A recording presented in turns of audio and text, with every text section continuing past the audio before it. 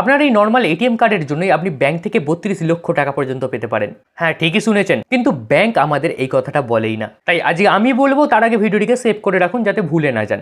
আপনার ওই debit card দিয়ে আপনি যদি আইফোন বা দামি কিছু কেনেন এবং সেটা যদি 90 দিনের মধ্যে হারিয়ে যায়, তাহলে আপনি ব্যাংক থেকে প্রায় 2 লক্ষ টাকা পর্যন্ত পেতে পারেন। কোনো মানুষের যদি অ্যাক্সিডেন্টের মৃত্যু হয় তাহলে সে মরে গেলে কি করে পাবে, তার ফ্যামিলি প্রায় 10 লক্ষ টাকা পর্যন্ত ইন্স্যুরেন্স পাবে। এমনকি এয়ারপোর্টে ব্যাগ হারিয়ে গেলে 25,000 টাকা পর্যন্ত কম্পেনসেশন এবং প্রায় 20 লাখ টাকা পর্যন্ত এয়ার ট্রাভেল ইন্স্যুরেন্সও পেয়ে যাবেন। তবে হ্যাঁ, এই অ্যামাউন্টগুলো বিভিন্ন ব্যাংকের ক্ষেত্রে বা বিভিন্ন ডেবিট কার্ডের ক্ষেত্রে বিভিন্ন রকম হয়, কিন্তু প্রত্যেকটা ব্যাংকের ডেবিট কার্ডে কিছু না কিছু এরকম প্রোটেকশন থাকেই থাকে। এগুলিকে ক্লেম করার জন্য আপনাকে শুধুমাত্র এফআইআর বা ডেথ সার্টিফিকেট, ট্যাক্স ইনভয়েস, আপনার অরিজিনাল আধার কার্ড, আপনার original debit card, pan card, এই ধরনের কিছু ডকুমেন্টকে আপনাকে ব্যাংকে জমা দিতে হবে। তবে হ্যাঁ, আরও একটা জিনিস আছে, ঘটনাটি ঘটার লাস্ট 90 দিনের মধ্যে আপনার কার্ডটিকে একবার হলেও এটিএম এর মধ্যে ট্রানজাকশন করতে হবে বা ইউজ করতে হবে, এবং অ্যাক্সিডেন্টটি হওয়ার প্রায় 90 দিনের মধ্যে এই রিকোয়েস্টটিকে সাবমিট করতে হবে।